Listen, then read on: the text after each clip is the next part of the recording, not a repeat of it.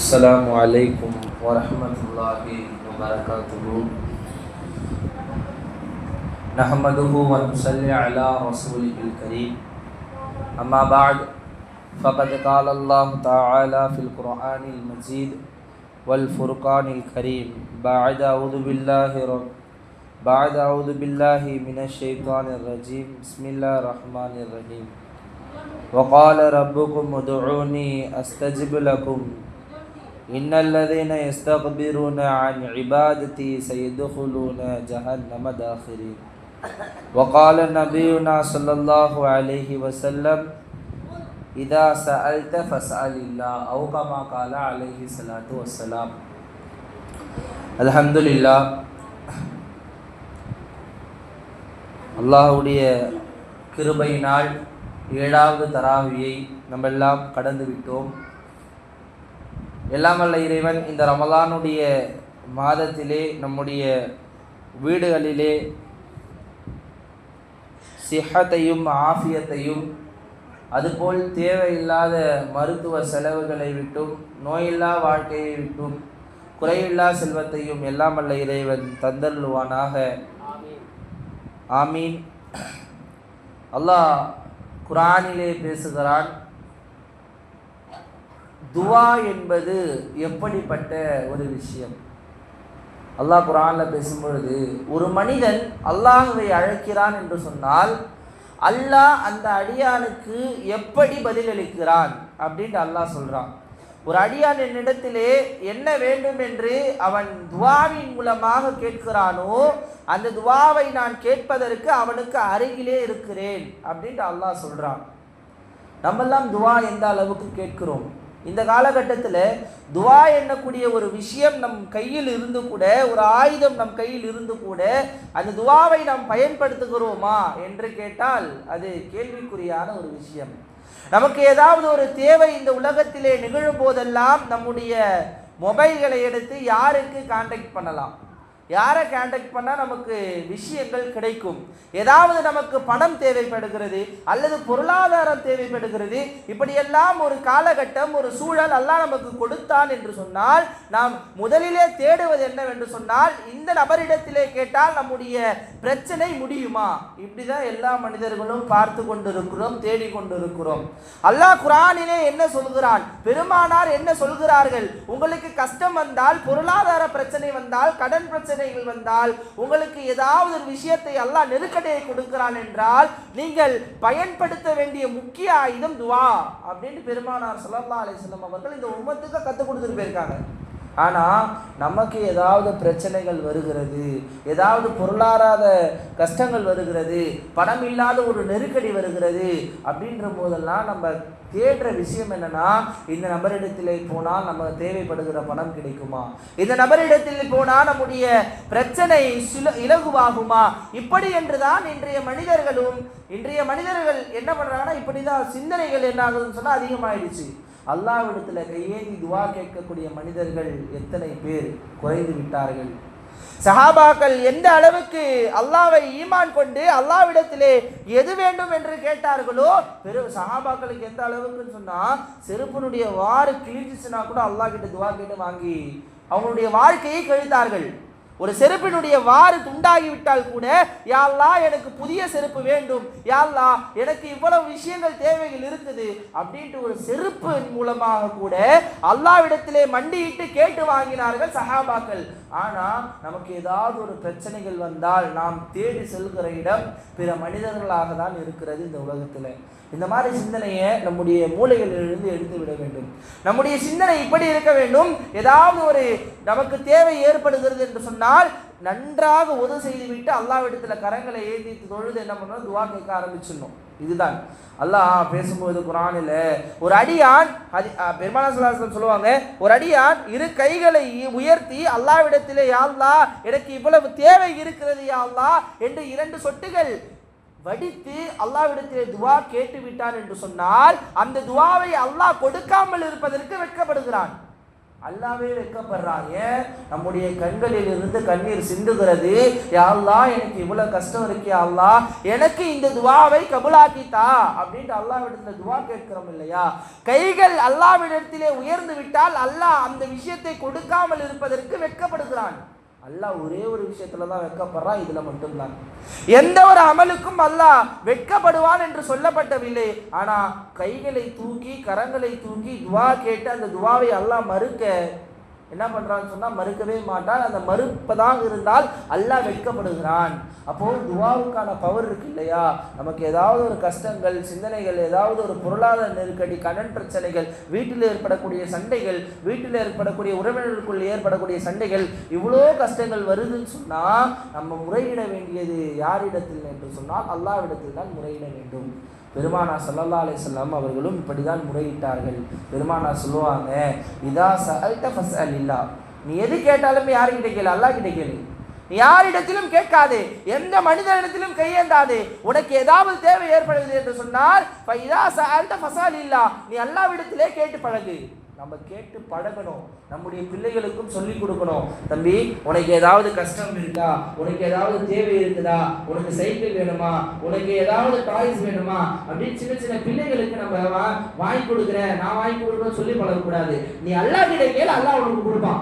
இப்படிதான் சொல்லி பழகணும். பிள்ளைகளாக இருந்தாலும் சரி, அது சின்ன பிள்ளைகள் இருந்தாலும் கூட நான் இதை வாங்கி தரப்பா, நீ இதை எக்ஸாம் முடிப்பா, நான் இதை வாங்கி தரேன் இப்படிலாம் சொல்லி பழகவே பழகாதீங்க பிள்ளைகளை. உனக்கு ஏதாவது ஒன்று தேவைப்பட்டால் அல்லாஹ்விடத்திலே துவா கேட்டு நீ பெற்றுக்கொள். இப்படி பிள்ளைகளை வளர்க்க வேண்டும். நாமும் இப்படி மாற வேண்டும். ஒரு அருமையான சம்பவம். துவா எந்த அளவுக்கு வலிமை என்று நம்ம எல்லாம் புரிஞ்சுக்கணும். இன்னைக்கு இப்ராஹிம் அலைஹிஸ்ஸலாமுடைய காலகட்டத்தில் இப்ராஹிம் அலைஹிஸ்ஸலாமுக்கு ரொம்ப வயசு, கிட்டத்தட்ட ஒரு 90 வயதுகள் ஆகிவிட்டது. இப்ராஹிம் அலைஹிஸ்ஸலாமுக்கு சாரா அம்மாவுக்கு குழந்தையே நிக்கல, குழந்தையுடைய பாக்கியமே இல்லை. எத்தனை ஆண்டுகள் அல்லாஹ்விடத்திலே துஆ கேட்கிறார்கள். 90 வயது இப்ராஹிம் அலைஹிஸ்ஸலாம் அவர்களுக்கு. அந்த தள்ளாத வயதில் கூட சாரா அம்மாவுக்கு குழந்தையுடைய பாக்கியம் அல்லாஹ் கொடுக்கவில்லை. அவங்க என்ன முயற்சி செய்தார்கள் சொன்னா, இப்ராஹிம் அலைஹிஸ்ஸலாம் துஆ கேட்டுக்கிட்டே இருந்தாங்க. யா அல்லாஹ், என்னுடைய சந்ததியை நல்ல சந்ததியாக கொடு யா அல்லாஹ் அப்படின்ட்டு துஆவை 90 வயது வரையும் இப்ராஹிம் அலைஹிஸ்ஸலாம் மனம் தவறாமல் கேட்டுக்கொண்டே இருந்தார்கள். தளரவே இல்லை அவருடைய மனம். அல்லாஹ் எனக்கு எப்படியாச்சும் கொடுப்பான். கேட்கிறாங்க 90 வயசு ஆயிடுச்சு. சாரா அம்மாவுக்கும் வயதாகிவிட்டது. 2 நபர்களும் தள்ளாத வயது. எந்திரிச்சாலே சரியா நிற்க முடியாது. கிழவியாகவும் கிழவராகவும் ஆகிவிட்டார்கள். இப்படி ஒரு காலகட்டம் 2 நபர்களுக்கும். ஆனா இப்ராஹிம் அலைஹிஸ்ஸலாம் கேட்ட துஆ, யா அல்லாஹ், எனக்கு என்னுடைய வலதை, என்னுடைய பிள்ளையை சாலிஹான பிள்ளையாக எனக்கு ஒரு பிள்ளையை கொடு யா அல்லாஹ் அப்படின்னு இப்ராஹிம் அலைஹிஸ்ஸலாம் துஆ கேட்டுக்கிட்டே இருந்தாங்க. அந்த துஆவுடைய பவர் எங்க போய் அடிச்சதுன்னு சொன்னா, ஒரு கட்டம் வருகிறது. இப்ராஹிம் அலைஹிஸ்ஸலாம் அவர்களுக்கு விருந்தாளினா ரொம்ப பிடிக்கும். விருந்தோம்பல் என்றாலே இப்ராஹிம் அலைஹிஸ்ஸலாம்னு சொல்லுவாங்க எல்லாருமே.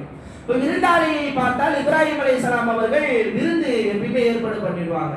சில மனிதர்கள் புதிதாக இருக்கிறார்கள், பார்க்க ரொம்ப தூய்மையாக இருக்கிறார்கள். ஒரு கட்டத்தில் வீடு தேடி வருகிறார்கள்.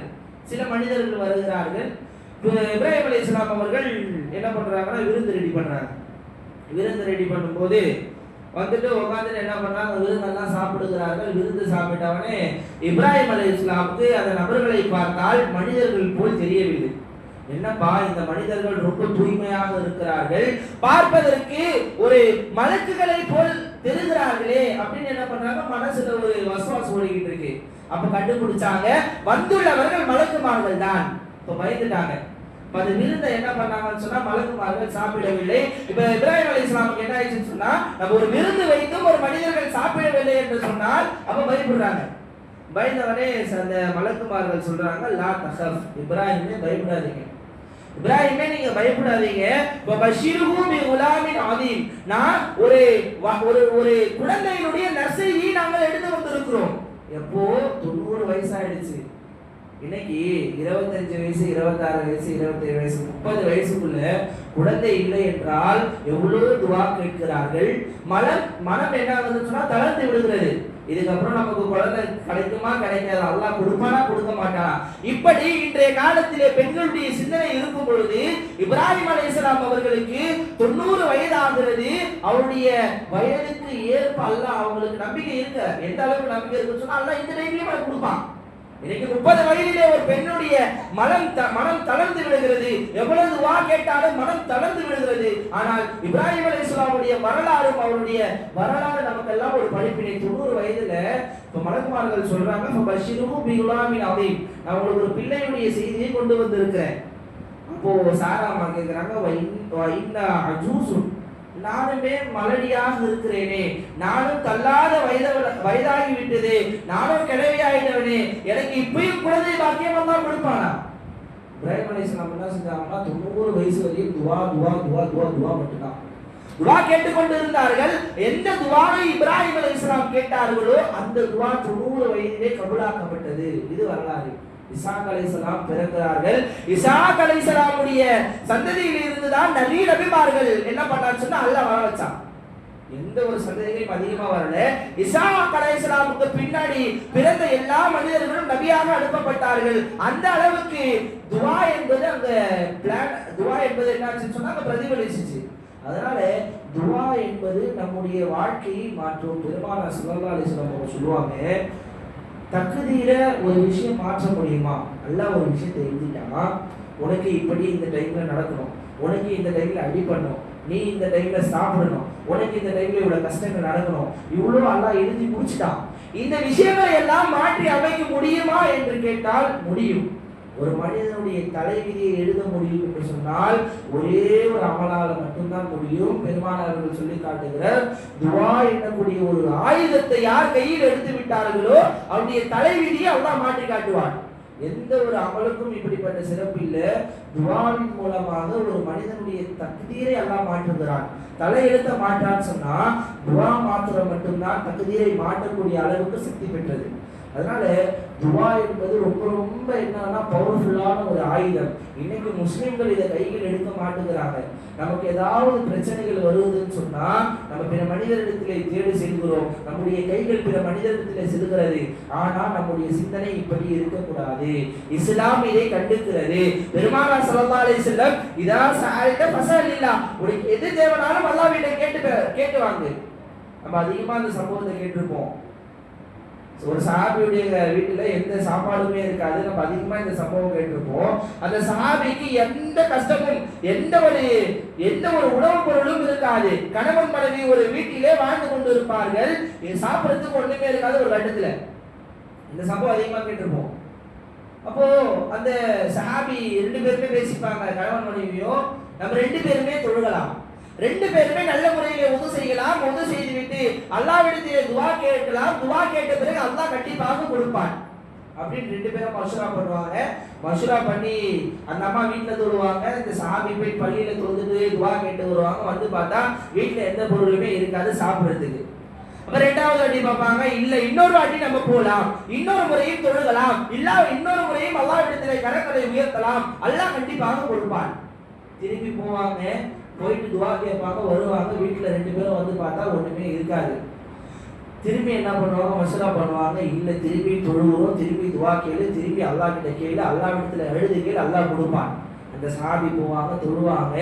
தொழுது விட்டு வீடு திரும்பும் போது இந்த சஹாபியினுடைய வீட்டில் இருக்கக்கூடிய திருகை தானாக சுத்த ஆரம்பித்து விடும். பழைய காலத்துல திருகை தான் இருக்கும், அதெல்லாம் மாவு அரைப்பாங்க. அந்த திருகை ஆட்டோமேட்டிக்கா சுத்த ஆரம்பிக்குது. எந்த அளவுக்கு சுட்டுச்சுன்னு சொன்னா அந்த திருகையில் இருந்து மாவு வந்து கொண்டே இருக்கிறது. அவருடைய வீட்டிலே எத்தனை பாத்திரங்கள் இருந்ததோ எல்லா பாத்திரங்களையும் நிரப்பி முடித்து கூட அந்த திருகை நிறுத்தவே இல்லை. அல்லாஹ் அந்த அளவுக்கு குதிரத்தை காமிச்சான்னு சொன்னா ஒரு துஆ இருக்கு இல்லையா, அந்த துஆவை செய்தார்கள். துஆவை செய்தனமாக அந்த திருகை நிற்கவே இல்லை, மாவு வந்துகிட்டே இருக்கு. எத்தனை பாத்திரங்கள் நிரப்பப்பட்டும் கூட அந்த திருகை என்ன ஆகும் சொன்னா ஆட்டோமேட்டிக்கா நிற்கவே இல்லை. அந்த சஹாபி என்ன பண்ணுவாங்க, இதெல்லாம் இதுக்கு மேல முடியாது, மாவெல்லாம் வீல வேஸ்டா போயிட்டு இருக்கு, என்ன பண்ணாங்க, திருகையை பிடித்து எடுத்து விடுவார்கள். சொல்லப்படுகிறது. பெருமானார் ஸல்லல்லாஹு அலைஹி வஸல்லம் சொல்றாங்க, அந்த திருவை மாத்திரம் அந்த சஹாபி எடுக்கலன்னு சொன்னா கியாமத் நாள் வரையும் அந்த மாவு வந்துகிட்டே இருந்திருக்கும். இன்னைக்கு சம்சம் அன்னைக்கு நிறுத்தவே இல்லை. அன்னைக்கு இப்ராஹிம் அலைஹிஸ்ஸலாமுடைய காலத்திலே சம்சம் பிளக்கப்பட்டது. அன்னைக்கு பிளக்கப்பட்ட மக்கா, அன்னைக்கு பிளக்கப்பட்டது மக்காவில். இன்னைக்கு வரையும் மக்காவுக்கு போறவங்க சம்சம் எடுத்துட்டு வந்துகிட்டே இருக்காங்க. ஆனா அந்த மாவு மட்டும் நீங்க நிறுத்தப்படலன்னு சொன்னா இன்னைக்கு மக்காவுக்கு யாரெல்லாம் போறாங்களோ அந்த மாவை எடுத்துட்டு வந்திருப்பாங்க. அந்த அளவுக்கு அல்லாஹ் குதிரத்தை துஆவின் மூலமாக காட்டினார். அதனால நம்ம எல்லாம் துஆவை ஒரு ஆயுதமா பயன்படுத்தணும். நம்ம எல்லாம் எந்த கஷ்டம் வந்தாலும் சரி, நம்ம வேலை விஷயமா சரி, வீட்டில் இருக்கிற விஷயமாக இருந்தாலும் சரி, பொருளாதாரத்தில் இல்லை, நம்ம கிட்ட பணம் இல்லை, நம்ம கிட்ட கஷ்டங்கள் இருக்குது, நம்முடைய வீடுகளிலே சண்டை நடக்குது, நம்முடைய உறவினர்கள் நம்மளை ஏசுகிறார்கள், பேசுகிறார்கள், இவ்வளோ விஷயங்கள் எல்லாம் நடந்தாலும் நீங்க மனம் தரலாமல் யா அல்லாஹ் எனக்கு இவ்வளோ கஷ்டம் இருக்கு யா அல்லாஹ் அல்லாஹ் கிட்ட 2 சொட்டு கண்ணீர் விட்டு துஆ கேட்டு பாருங்க. அல்லாஹ் உங்களுக்கு எவ்வளோ பிரச்சனைகள் இருக்கிறதோ எல்லாமே நீக்குவான். இது கண்கூடாக எல்லா உலமாக்களும் சரி, எத்தனை முஸ்லிம்கள் வாழுகிறாரோ எல்லா முஸ்லிம்களும் அனுபவித்த ஒன்று. துஆவின் மூலமாக எவ்வளவு பிரச்சனைகள் ஆனாலும் அதை தீர்த்து விடுவான் அல்லாஹ் தஆலா. அதனால துஆவை நம்ம எல்லாம் ஒரு ஆயுதமாக யூஸ் பண்ணணும். அல்லாஹ் குர்ஆன்ல சொல்லும்போது ஒரு அடியானை கிட்ட கேட்கிறான்னு சொன்னா அவனுக்கு பக்கத்துல இருந்து நான் அவனுடைய தேவைகளை எல்லாம் கேட்கிறேன். இது ரமலானுடைய காலம். தஹஜ்ஜுத் நேரத்துல அல்லாஹ் முதல் வானத்துல வந்து அடியானே எந்திரிச்சு ஏதாவது விஷயத்தை கேளு, நீ எதை கேட்டாலும் நான் கொடுக்கிறேன் அப்படின்ட்டு ரமலானுடைய நேரத்துல முதல் வானத்துக்கு வந்து அல்லாஹ் கேட்கிறான். நம்ம எல்லாம் அந்த நேரத்துல எழுச்சி என்ன பண்ணணும்னா, அல்லாஹ் உங்க மனசுல இருக்கிறது எல்லாமே நீங்க பேசுங்க. அல்லாஹ் கிட்ட பேச மட்டும் பழகிட்டோம்னு சொல்லுங்களேன், அல்லாஹ் எல்லா விஷயங்களையும் இலகுவாக்குவான். அல்லாஹ்விடத்துல பேச பேச ஒரு நண்பனாக பாவித்து யா அல்லாஹ் நான் என் வாழ்க்கையில இப்படி இருக்கேன் அல்லாஹ், எனக்கு இவ்வளவு விஷயங்கள் தேவைப்படுது அல்லாஹ், அல்லாஹ்விடத்திலே மனம் விட்டு பேசி துஆக்களை கேட்டு நாம் பெற்றுவிட்டோம் என்று சொன்னால் அதுக்கு மேல வேற எந்த ஒரு சந்தோஷமும் நமக்கு கிடைக்காது. அதனால இந்த ரமலானுடைய மாதத்தை நம்ம துஆவுக்காக வேண்டி அதிகமாக பயன்படுத்த வேண்டும். பெருமானார் ஸல்லல்லாஹு அலைஹி வஸல்லம் அவர்களும் துஆவை அதிகமாக வலியுறுத்தினார்கள். அதனால துஆவை கேட்டு நம்முடைய பிரச்சனைகளாக இருந்தாலும் சரி, நம்முடைய கடன்களாக, பொருளாதாரமாக, கஷ்டங்களாக எது இருந்தாலும் அல்லாஹ்விடத்திலே கேட்டு பெறக்கூடிய பாக்கியத்தை எல்லாம் வல்ல இறைவன் நம் அனைவருக்கும் தந்தருள்வானாக. வாஹிரு தஅவானா அல்ஹம்துலில்லாஹி ரப்பில் ஆலமீன். அஸ்ஸலாமு அலைக்கும் வரஹ்மத்துல்லாஹி வபரகாத்துஹு.